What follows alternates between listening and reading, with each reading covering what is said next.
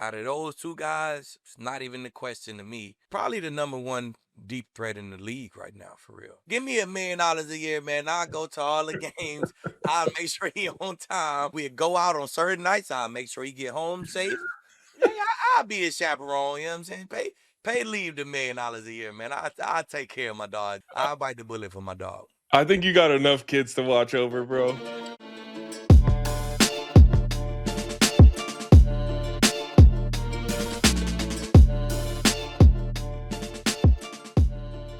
Ladies and gentlemen, boys and girls, welcome into the No Lie Zone. For the last time for now. Now, first of all, I want to let you guys know that we're presented by Underdog Fantasy. Download the app today. Use promo code NLZ to score $75 in bonus entries when you play your first $5. That's promo code NLZ with our friends over at Underdog Fantasy. And I say last time for now because I think we will be bringing this show back for a season 2, but this will mark the end of season 1. So what I want to do is, if you're watching this show, if you've watched the show before, if you've subscribed to the show and you want to see us bring it back for season 2, let us know down in the comments that you've enjoyed the show, because I know, Aqib, I've enjoyed it quite a bit. I enjoyed it too, man. It's season finale, so we this the headline on this one gonna say season finale. You know what I'm saying? Hey, I know I enjoyed it, man. I'm ready to run it back, and then it's gonna be more cranked up next year though, RK, because nephew at Colorado, so we gonna dig into that Colorado a lot more. We know what the Broncos gonna do. You know what I'm saying? Ain't nobody really think they was gonna be cranked up like they was cranked up this year. You know what I'm saying? So they expected to be cranked up next year. So man, hey man, all things Colorado, man, let's do it. I'm ready for season 2. Let's go. Again, let us know in the comments if you want to see us come back for season 2. But I've got a good feeling that we'll be running it back. And I can't wait because of all the things you said. We might have some like sideline behind the scenes content. We're mic'd up at a Buffs game. You know what I'm saying? I'm gonna be on that sideline. So hey, that's always an option. Prime don't really trip on the cameras. He let you do what you do. You feel me? So we gotta do something like that, RK. It's only right. I completely agree. And I want to really dive into today's show by starting with a post that I saw on social media that you might have seen too, from the Houston Texans themselves. And what does that say? No fly zone in full effect, but that's not the 2015 Denver Broncos. That's the Houston Texans. Now, what is going on here? I don't even think the players got nothing to do with this. I think it's just the media team. They make they posts, and the first thing that come to your head when you think about a dominant secondary is a no-fly zone, because it's a real thing. The jets and the planes and all that is really a real thing. So it's a dope ass name, RK. You know what I'm saying? And we made it famous. You know what I'm saying? It's a dope name. We made it famous. Hey, they can try to be us, but can't nobody be us, RK. I completely agree, but I don't understand why this keeps happening, because, It you happened a know, lot. if like Clemson has a great defense, they're not calling it the Orange Crush. Or if Northwestern has a great defense, they're not calling them the Purple People Eaters. Like, why do people keep thinking that they can take no fly zone? Like, that's not already spoken for. I think because it's like actually a real thing. Like it's a real thing in the aviation world, right? Am I wrong about that? It is, yes. That's what I'm saying. So it's like the purple people eaters or the steel curtain. That is like not really a real thing. So I think people like, we may not have been the first people to say like this the no fly, but we the ones who made it famous. You know what I'm saying? So it's spoken for, but it's a real thing. So that's why I think people just keep on grabbing. It's like that's why that's the only thing I could think of, RK, for real. That's it. Yeah, I don't know what the rules and guidelines are, but I want to set a official rule that goes from here on out. If a defense has a nickname and they win a Super Bowl, that nickname belongs to them forever. No one else can have that. Simple as that, man. Simple as that. Because So another from Go here ahead. on out, The no fly zone is spoken for, man. Don't call your team the no fly zone. Don't call your secondary the no fly zone because they not the no fly zone. This the no fly zone right here. There they go right there. You know what I'm saying? They right here. There they go right there. I put it right in the background for y'all boys. Spoken for. And if you know, have a defense that you think has a cool name and you want to, copyright that and put a patent on that and stamp Go it, ahead. just win a ring. Win a ring and you can keep that name forever. It's that easy, RK. That easy. Because another one that they never you don't hear anyone else use is Legion of Boom. And speaking of You don't hear it. Legion of Boom, your guy Sherm was chirping a little bit.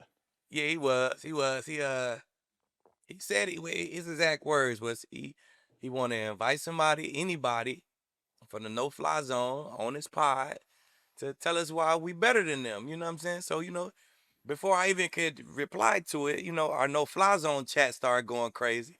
Young Roll really popped it up. Hey, Sherman, he hollering, hey, leave. Chris, I know y'all finna say something. Roll was on our phone quick, right? So while Roll hit the phone, can't make this up, RK. 5 minutes later, Sherm hit the phone. Hey, Lee, what's up? What your off season look like? Y'all still shooting the show? I'm like, yeah, we still shooting the show. So I seen the tweet. You feel me? You come to the arena, I'll come on your show. And hey, man, we'll get to it. You know what I'm saying? So we setting it up now. We working everything out, but it's definitely a conversation to be had. I'm glad you got some compromise there because I saw him say to someone like, "No, it's happening on my podcast." Blah blah blah, and Hmm. I'm like, Nah, don't work. Nah, don't work like that, RK. I'll text you about this, but I'm like, can we just get like a tag in there? Can we get a no lie zone tag in the Nah, post? for real. Nah, for real. Hey, it gotta go full circle. You know what I'm saying? It Exactly. gotta go full circle for sure. But I will say when I saw that, I think I can speak for most of Broncos country when we're like, we want Lieb. Like that's the spokesperson that we Of want. course, Chris of can, course, Chris can spit too. Row, everyone can talk, but I was glad that you were the official spokesman of the no of fly zone in course. this. If it's a debate to be had, Leave gonna have it, RK, for sure. That'll be fun. Do you have like a pre-existing relationship with Sherm from back in your time in the league? Oh yeah, yeah, yeah. I'm good with Sherman. Like we was both supposed to be on Amazon, so we did that little retreat, man. We did a DB retreat in at Stanford one time. So I done hung with him plenty of times, man. Out San Fran, man. Kicked it with him a couple of times. I'm always on the line with him, man. That's my homie for sure. I want I want to ask you more about that DB retreat because you hear all about the tight end university and you Yeah. hear about Vaughn's. He's got the sack summit. Yep. Um, DBs have something like that too. Yeah, we tried to start it. We tried to start it, but we ain't get 50 and 60 guys like them edges and them tight ends got. We had about 10, 12 guys who actually showed up to it. And it was productive, man. The Stanford had a beautiful campus. We had access to meeting rooms, the fields. We went on the field, got work, went in the meeting rooms, watched each other tape, man, kind of learned some stuff from everybody. So it didn't carry over and become a thing. We did it the one year. We tried to make it every year thing, but our shit died out. RK, I don't know. DBs is just divas, man. I don't know. You don't want to give all your sauce to the other guy. It's a different position. RK, so our shit really just died out. We tried to make it work though. Me and Sherm, we was really two of the advocates for it. You know what I'm saying? Slay, a couple more guys. It was a nice 10, 12 guys there. It's funny because I was thinking of that too, and I remember asking Vaughn about this. Like, hey, are you ever afraid you're gonna, give a secret to Justin Houston that he's gonna use and, get a sack against the Broncos? And he always kind of felt like, nah, like knowing it is one thing, executing it's a whole other. And by the way, I'm already gonna tell Bolsey like exactly what he's gonna try to do because I saw Nah, him for out there, real. so it goes both ways. But Yeah. I did think about like giving away the secrets. Yeah, I mean, I ain't had no problem doing it. We watching each other tape, so I'm telling them like what I'm thinking and how I knew he was going to run this route and how I watch film. I was sharing my stuff because I think it's only right, man. You know what I'm saying? You learn something from them, they learn something from you. That's what it's all about. You know what I'm saying? Like you said, it's whoever can take it to the game can take it to the game. Everybody can't really take everything to the game. You know what I'm saying? So I thought it was cool. I think it's a interesting thing. I think it's a pretty cool thing to do amongst the best of the best. Like the best edges in the world come sharing all their secrets, all their sauce. The best tight ends, the best DBs. Man, I think that shit is dope. You know what I'm saying? So I'm kind of mad our shit ain't work out for real. But man, hey, maybe we'll get it going in the future. For sure. And then I think that there's something to be said for like every time one of those guys gets paid, it sets a new market for the position. Like Exactly. it doesn't matter what edges are getting paid for corners, but as soon as, Pat signs his deal, the next guy gets to point to that deal and say, okay, well, that's the standard. Exactly. So it is what it is, man. You want the next guy to be good so he can set that bar, like you said, RK. So I don't know, man. It's wide outs. I can't really see them doing it. DBs, I can't really see them doing it. Every other position, I think they can get it done. Did you ever, this is random, kind of on topic, kind of off. Did you ever see something on tape where you're like, oh, this wide receiver, like if it's a run play, he puts his left foot forward. If it's a pass play, he puts his right foot forward. Hell yeah. It was, I mean, like, even running backs. We used to have running backs. He's looking at, and he doing like this. It's a pass. When he locked in like this, it's a run. So he tell us what the play is. Linemen tell you. Receivers are like line up every time they line up right in this spot. They run this route every time. When they blocking, they doing nothing. When it's a pass, he always doing his gloves. Like, all right, I'm getting my gloves ready before the play. And when it's a run play, he not. So hell yeah, it's that film gonna tell you something every game. You gonna learn something from that film. You watch it enough. And that's the stuff that I really feel like the younger guys could learn from people like you, where it's just like I think it would be easy to turn on and say you're watching film, but really you're just like watching a football game. Whereas Yeah, like it's if you're really looking at it, trying to find those things, like that's where you end up. I can't remember who it was, but someone after a game came out and said like we felt like they were in our huddle, they knew our plays. It's like you definitely had someone who was given a tell. nah.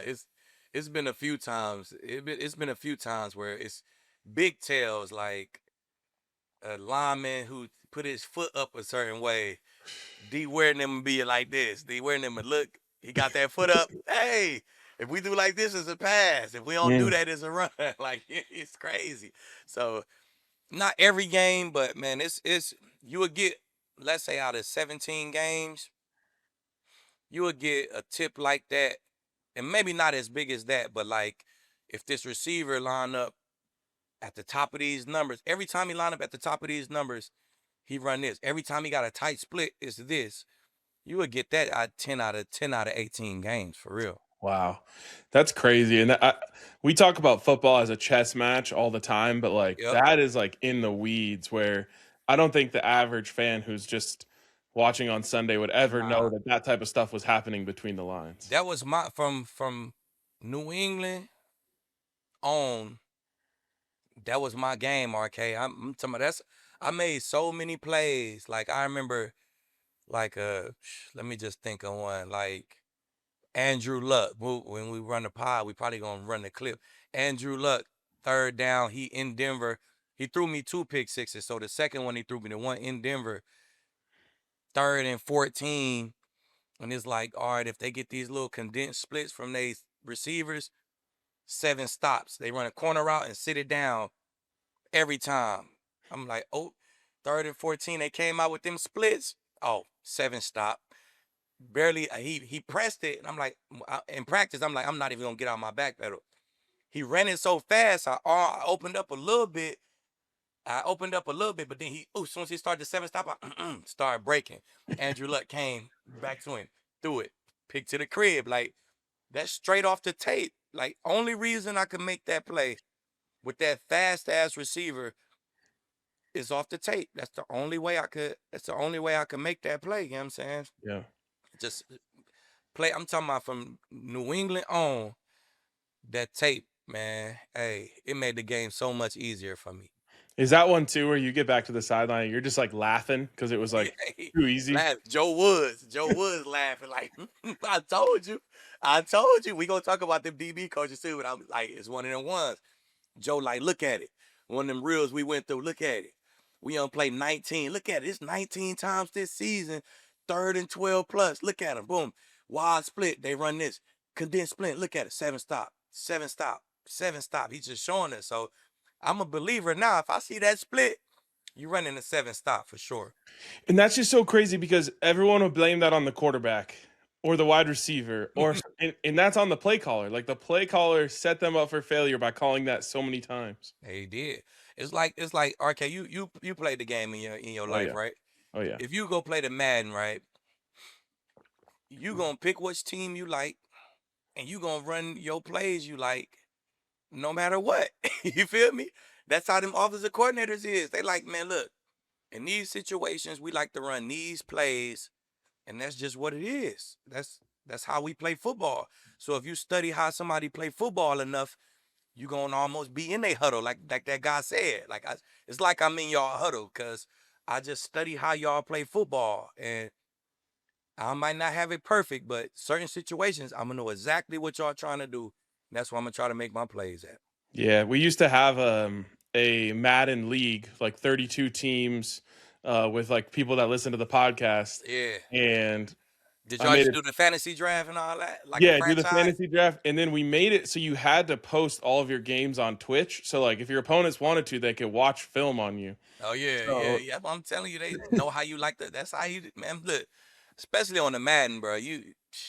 Guys gonna line up and play how they play, man. Yep. So I used to be a Madden head. I whoop my kids and stuff. Now I'm finna go whoop them after we get off this pod. I still whoop on them, but I already play like I used to though. But it's like riding a bike though, RK. You don't forget. You know what I'm saying?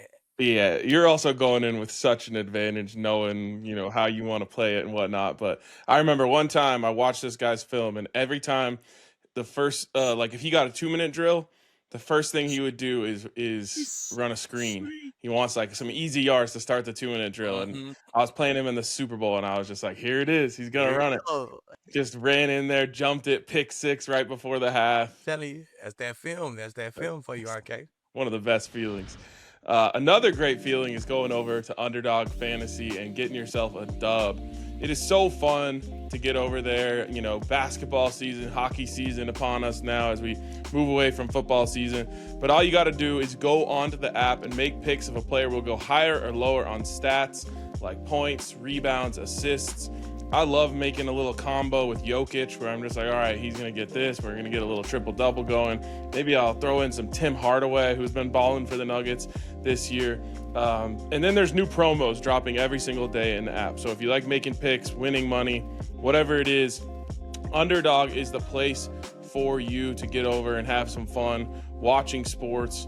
There's so many different ways you can do it. There's so many different sports you can get in on. There's so many different stats that you can pick higher or lower on, that if you haven't tried it, I highly recommend you get over there. And all you got to do is download the app, use the promo code NLZ when you sign up. You're going to get $75 in fantasy bonus entries when you play your first $5 on fantasy.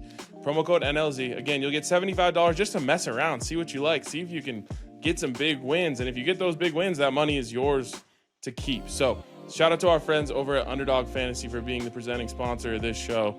Use that code NLZ to score $75.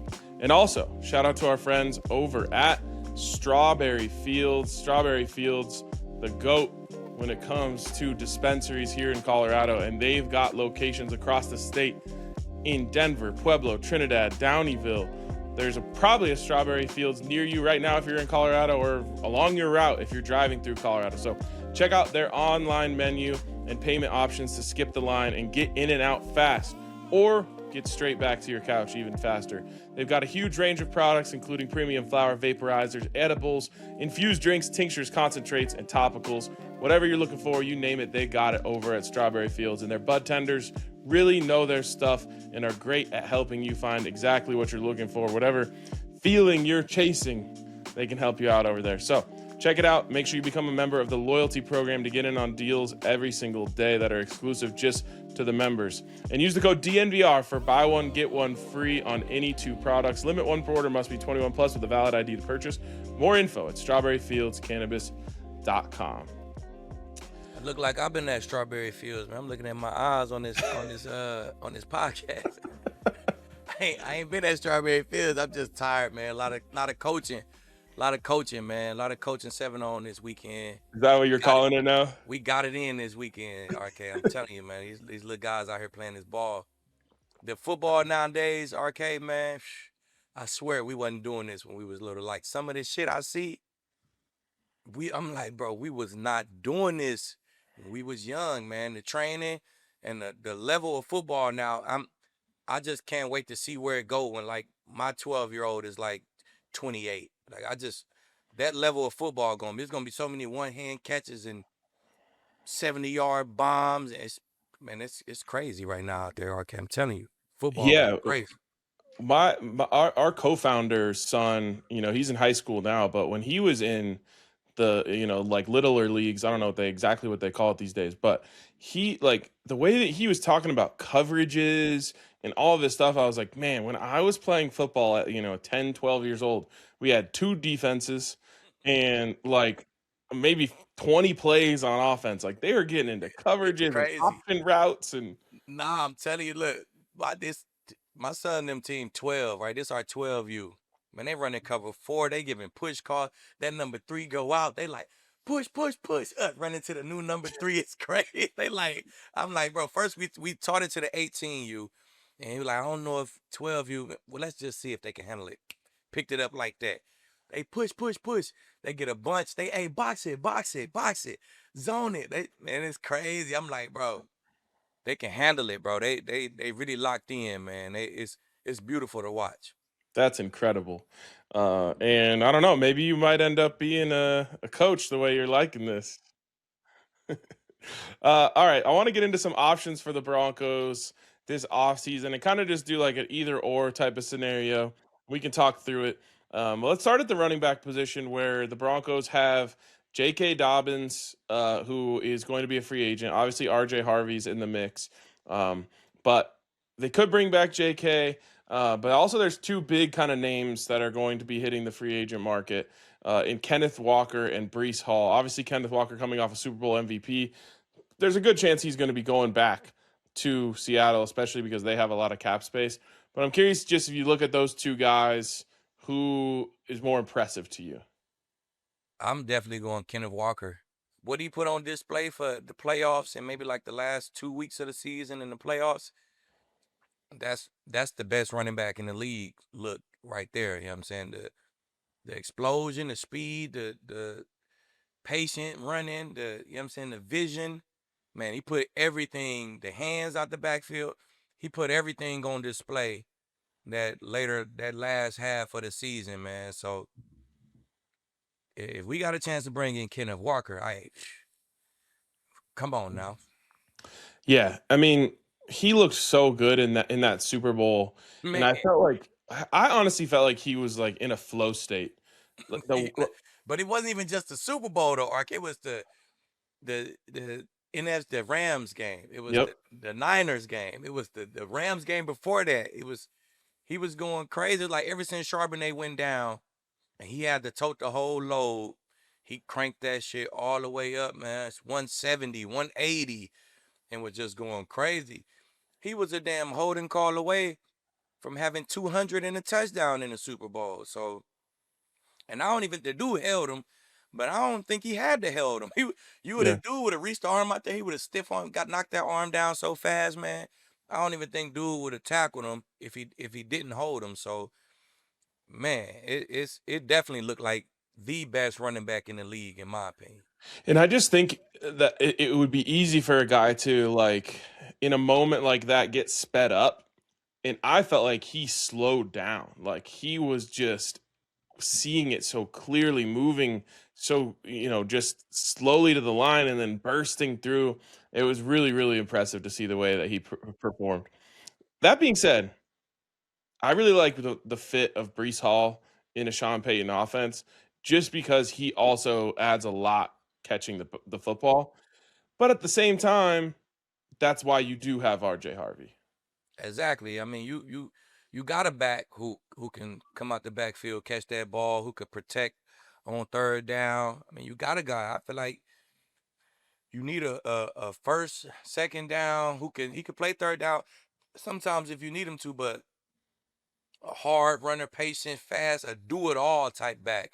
And that's what I feel like Kenneth Walker is. I mean, that's what Breece Hall, don't get me wrong, I ain't saying Breece Hall is not that, but it's just hard to not say Kenneth Walker after what he did in the last 5 games of the season. So I'll go Totally. with Kenneth Walker.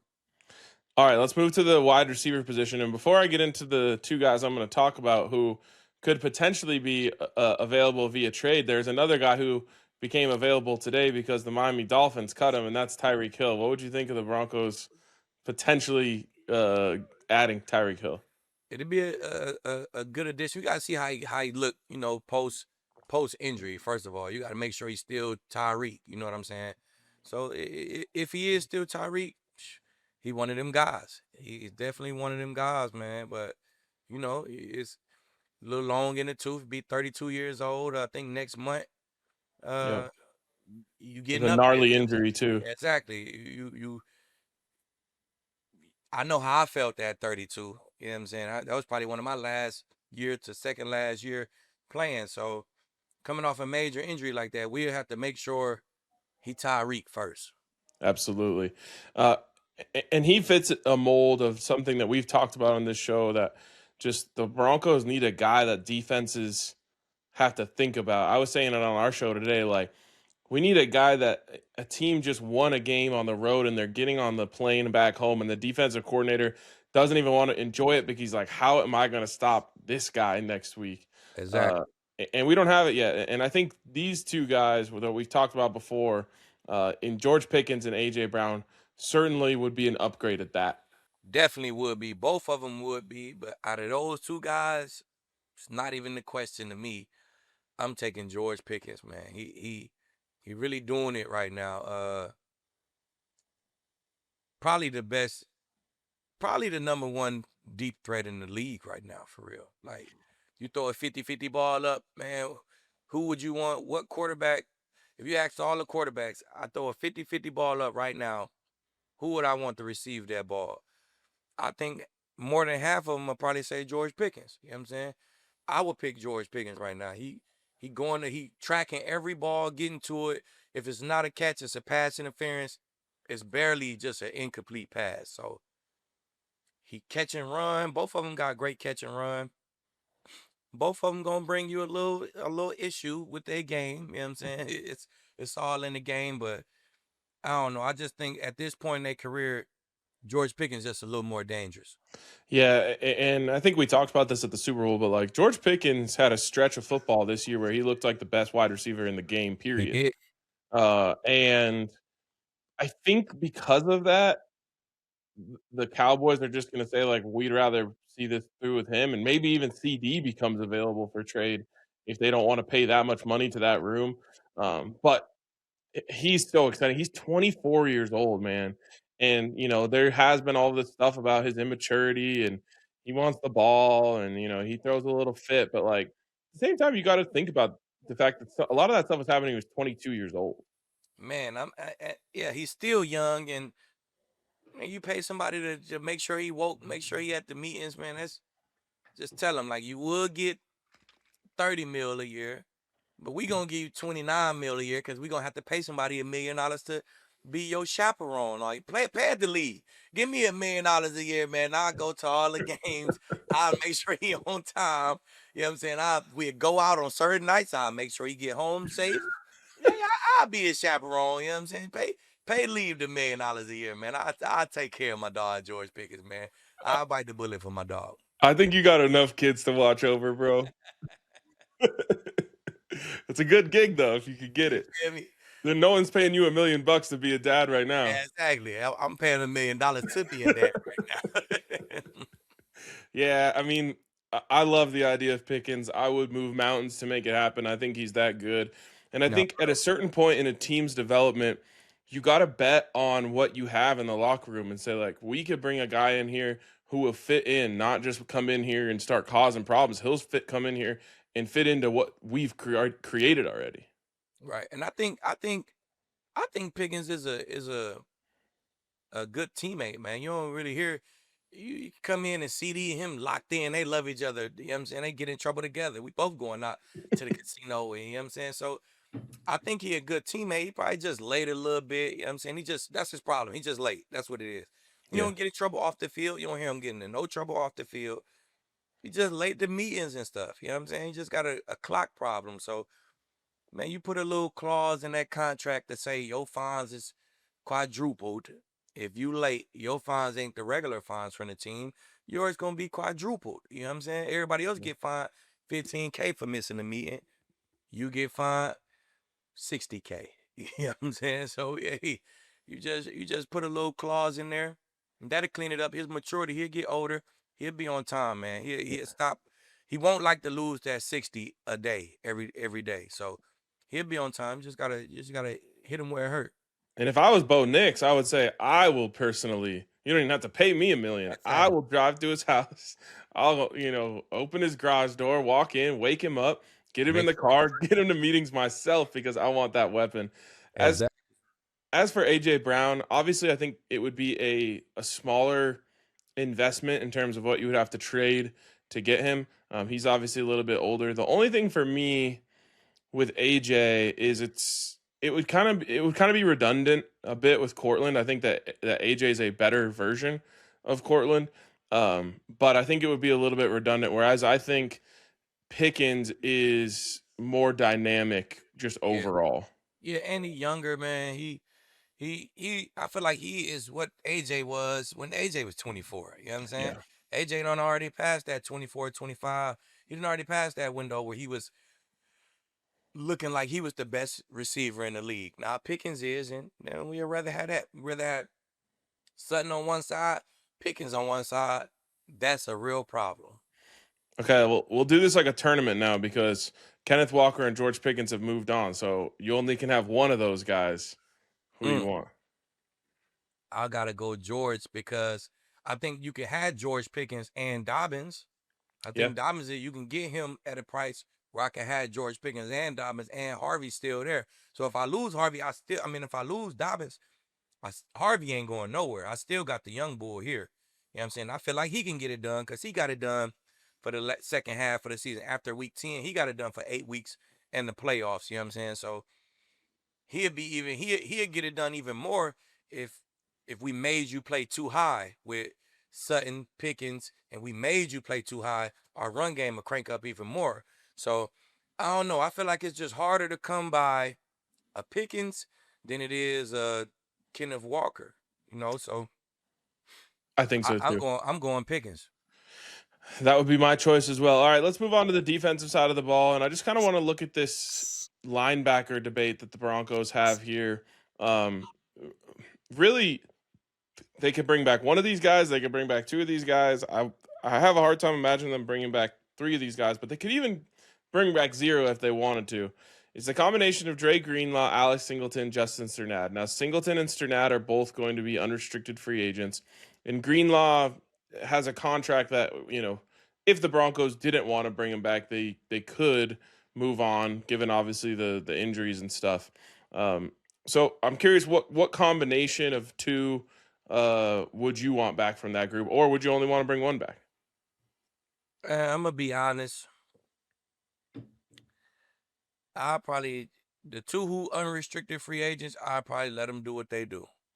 The one who under contract, Greenlaw, he one of the dogs on the team to me. You Yeah. know what I'm saying? I want the dogs. I don't want to get rid of none of my dogs. I ain't saying Singleton is not one of our dogs, but he a free agent. You know what I'm saying? Yeah, He had he's a good season, 33. you know, and you probably can go be a starter for somebody. Somebody gonna pay you to be a starter. I keep Greenlaw. I keep Greenlaw and plug in a new linebacker at my other spot. Maybe a young guy, maybe a guy we get late first round with our pick, or maybe a second round.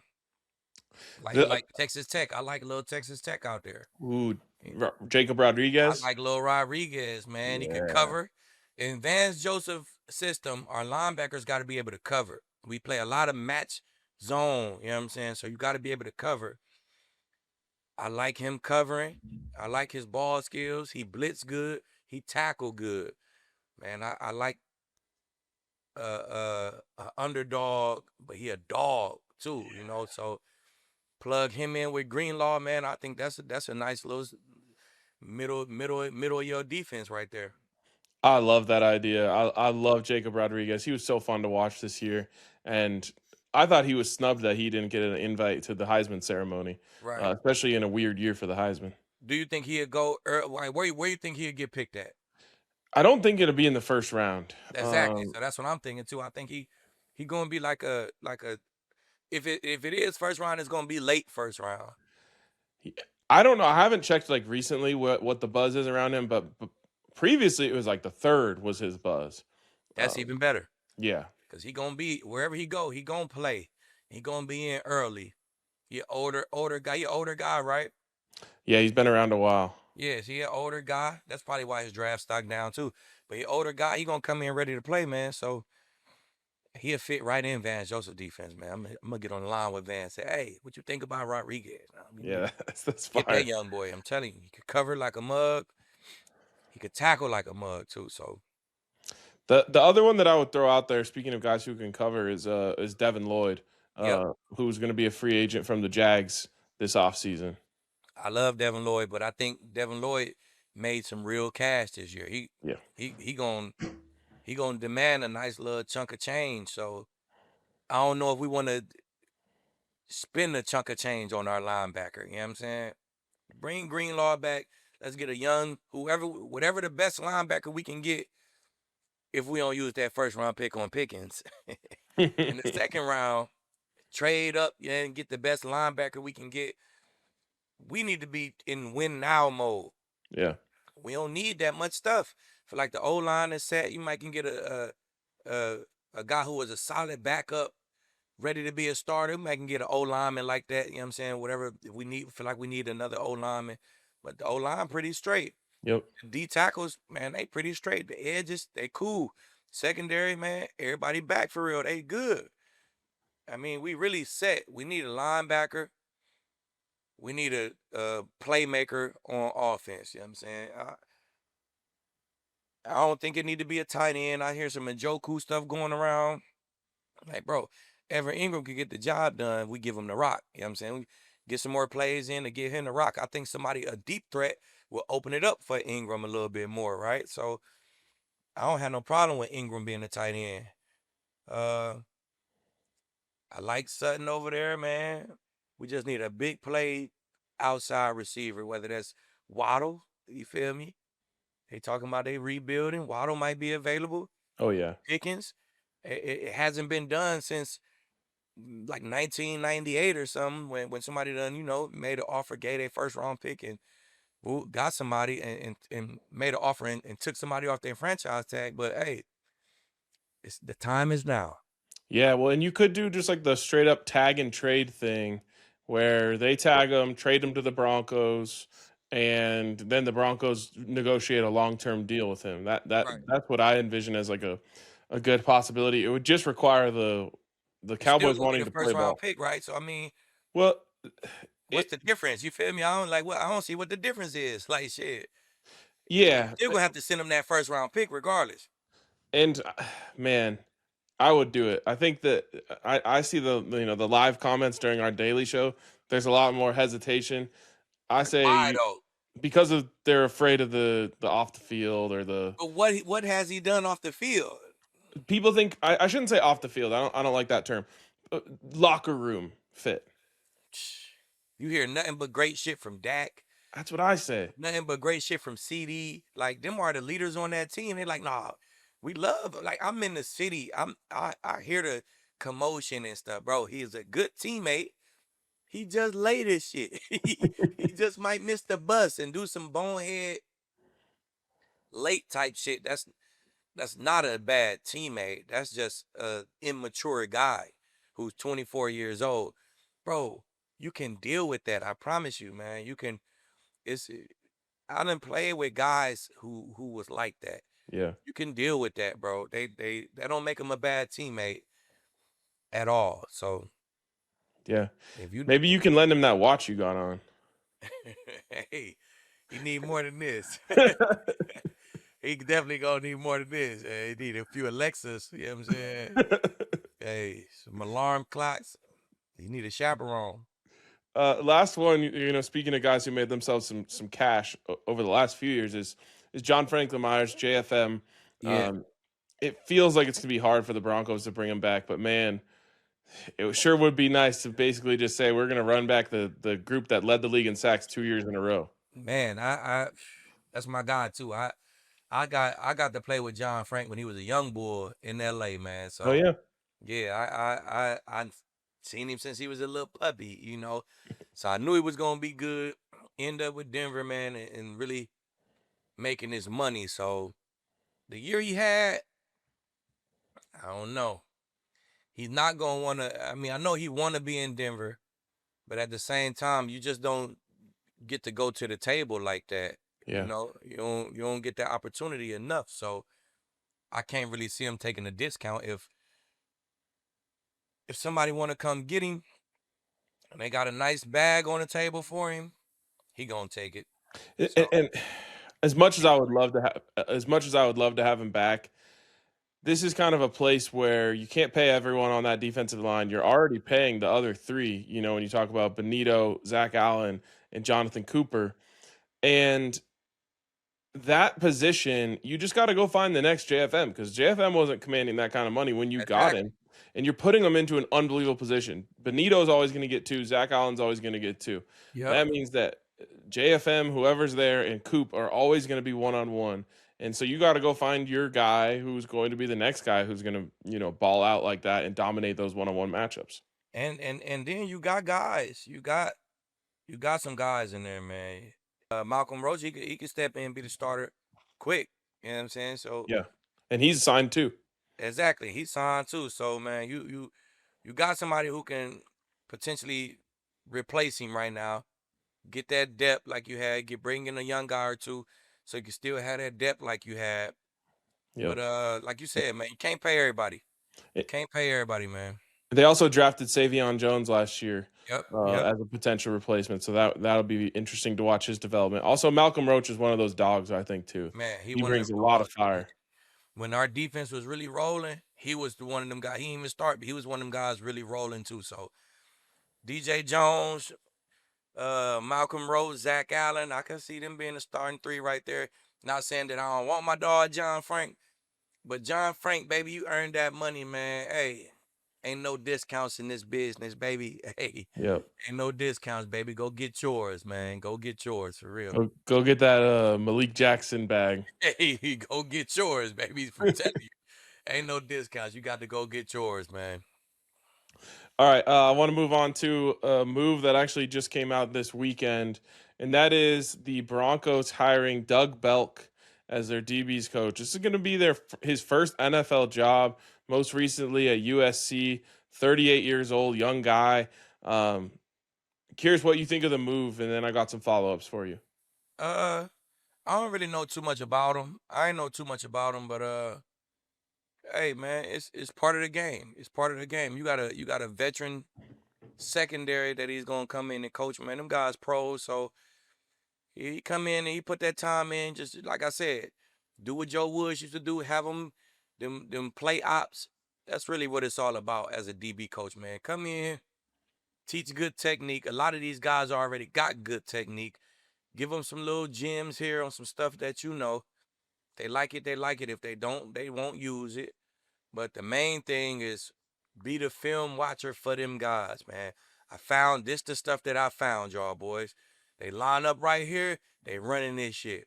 Show them proof so they could believe in it. They do this, they doing this. They line up right here. These the plays we're gonna have to play the run. These formations we're gonna have to play the run. Like just be the film for them, man. That's really what Joe Woods was for us. He he made the game so easy for us because he almost watched the film for us. And then we'll take what Joe Woods give us. Then I'm gonna go home and watch it myself and really stamp it like, oh shit, yep, Joe already got us ready for this. So that's all a DB coach is in a sense, man. That's why I'll be a DB. Sean could have called me. You know what I'm saying? I'm gonna bring the attitude and I'm gonna be the film for y'all boys. I know how to watch it. I'm gonna break it down and have y'all have our play ops. We can't play everything, But when they do this, and this, them the plays we're gonna make our money on. This is what they do the most. We're gonna make our money on. We're gonna stop them from doing this. So that's all DB coach is for real for me. I would have loved that, except for the fact that then Sean would have taken 2 of my co-hosts after taking Todd Davis. So I'll be like, come on, bro, leave some for me. I want to know what changes for the players when the position coach changes. Well, it matter. It can change for the better. Like when I first got to Denver, we had Corey Udlin. You know what I'm saying, was our DB coach, and he was a good coach, you know what I'm saying, but he really didn't get our technique better, you know what I'm saying?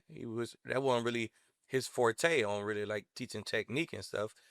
And then the film was solid, you know, it was solid. He kind of laid out our game plan, what we trying to get done, how we trying to play this defense. He was good at that. Then boom, the next year we got Joe Woods. Now Joe came in teaching technique. We did everything he was gonna ask us to do in the game.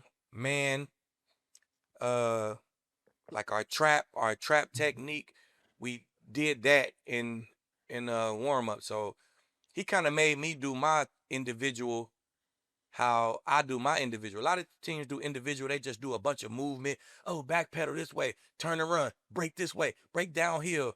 Like they just do DB movement, right? Like sometimes I get my young group out there, I do DB movement, but a lot of times I get my group out there, I'm gonna do the technique of what I'm gonna ask you to do in the game. So if we was gonna be playing a lot of cover 3 this week, then that's the techniques we finna do. Where our eyes supposed to be. We finna go through all our cover 3 stuff and get really, really good at that in individual. That's what Joe Woods did. And then, like I told you, he was our eyes for this tape. It was like he watched the tape for us. You know what I'm saying? So when it went from Corey Udlin to Joe Woods, I feel like, oh shit, our shit got better. You know what I'm saying? And then I done went from Raheem Morris to Coach Coop, or I ain't trying to shit on Coach Coop, but you feel me? Yeah. At the Bucks, I had Raheem Morris. He was technique and he was filmed just like Joe Woods. And then Coop was just, more like relaying the game plan from the D coordinator, relaying the game plan for us. We had to do the tape and technique, and we kind of had to do all this stuff ourselves. So it just matter. It can get better or it can get worse, just depending on who you got coming in. For sure. I'm curious what you think in terms of like why the Broncos or why Sean Payton would have looked to the college ranks to go get a guy like this. I was talking to Benny about this today, and he's like, man, this new kind of generation of players, it's a whole different ball game in terms of understanding them, and maybe that decision was made to, hey, we need to get kind of a younger guy in here who's been with this in this NIL era. Yeah, maybe that's it. Just a younger mind in the room, a player, more a player coach. You know what I'm saying? Maybe that's what he wanted on defense. You know what I'm saying? Vance a little older. You know what I'm saying?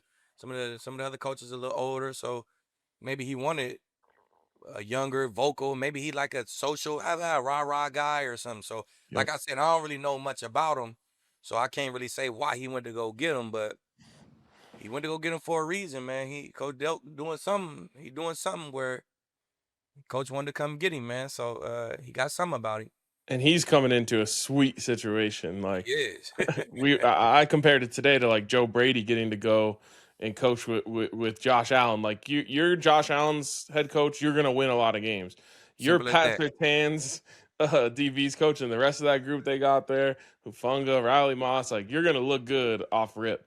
Exactly, man. So it ain't gonna be hard for him, man. You just go.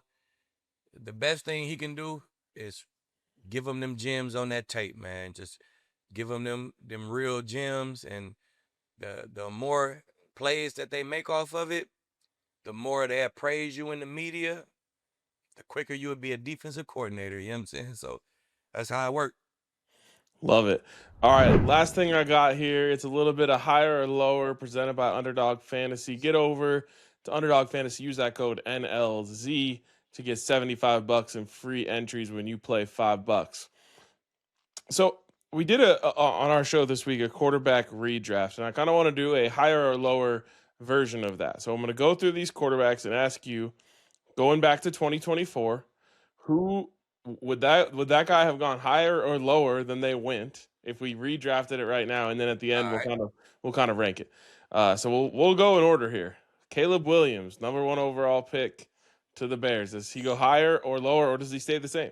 I mean, but he can't go higher, right? Yeah. He went #1, so I think Caleb stay the same.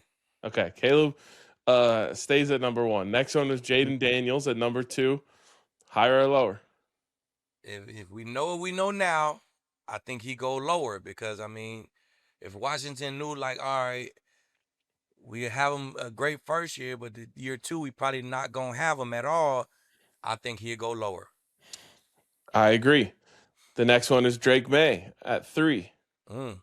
Higher or lower?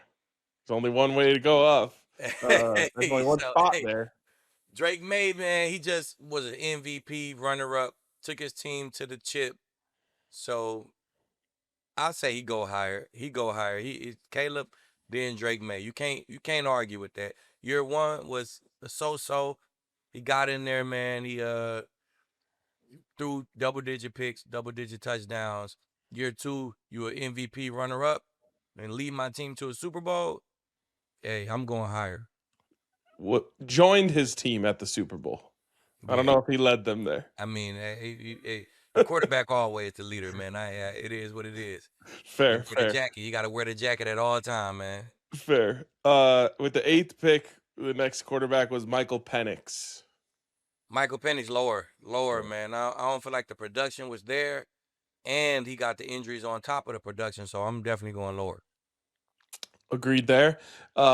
Next one with the 10th pick was JJ McCarthy, who Sean Payton loves to tell everyone that he tricked the Vikings into taking. That's a funny story, but same man. The injuries is really keeping him from being productive, and he got a couple good games in there on under his belt last year, man. He won some games, but if you know what you now what if you know then what you know now, I think he go lower, man, just because of injury history. And then we know the answer here. The last pick of that I first hear you. round was Bo Nix with the 12th pick. For sure higher, man. He got the most wins out of all these guys. Lead his team to an AFC chip before his own injury.